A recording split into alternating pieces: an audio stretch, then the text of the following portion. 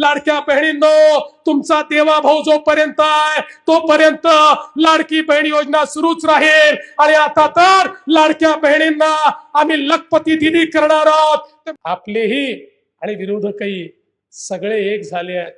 सगळ्यांना मिळून वाटतं हे जे उंद नेतृत्व आहे हे जास्त मोठं झालं तर कदाचित आपल्याला अडचण होईल, आणि म्हणून अभिमन्यू प्रमाणे त्यांना घेरण्याचं काम चाललंय। पण जसं मी नेहमी सांगतो, आम्ही आधुनिक अभिमन्यू आहोत।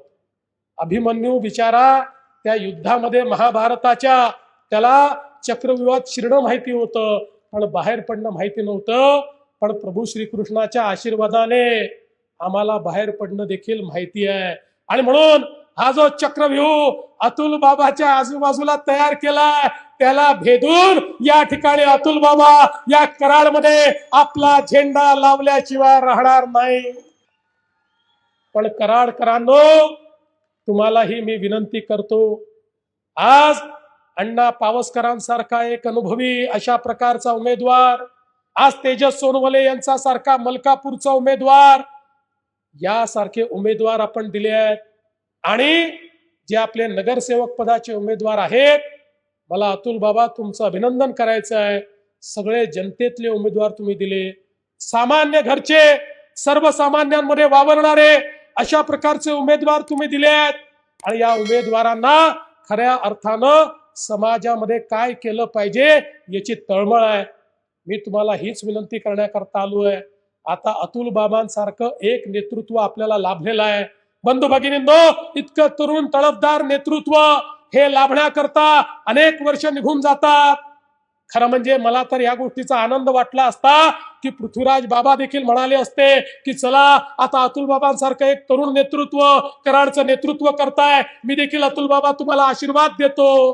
पण ठीक आहे, त्यांना जे करायचं आहे ते करतील, इतर आमचे मित्रही जे करायचं आहे ते करतील। पण कराडवासियांनो, माझे आता राजकारणामध्ये 30 वर्ष पूर्ण झाले आहेत। राजकारणामध्ये मला भविष्य दिसतं आणि मी अतुल बाबा भोसले मध्ये भविष्य पाहतो। लक्षात ठेवा, तुम्ही जो आमदार निवडून दिलाय तो भविष्यामध्ये मोठा नेता होण्याची क्षमता ठेवणार आहे।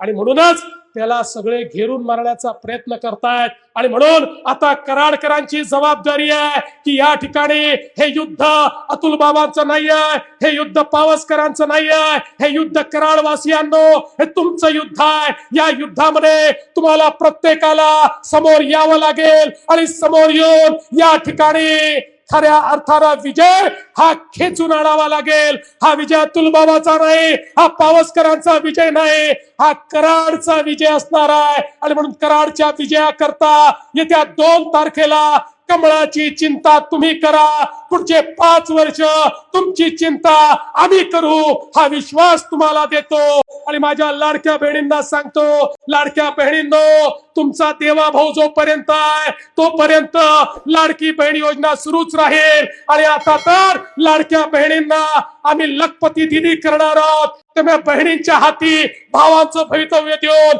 मी या ठिकाणून चाललो आहे। माझ्या बहिणींनी आता या ठिकाणी या निवडणुकीची धुरा हाती घ्यायची आहे आणि पुन्हा एकदा एक प्रचंड असा विजय या ठिकाणी प्राप्त करायचा आहे।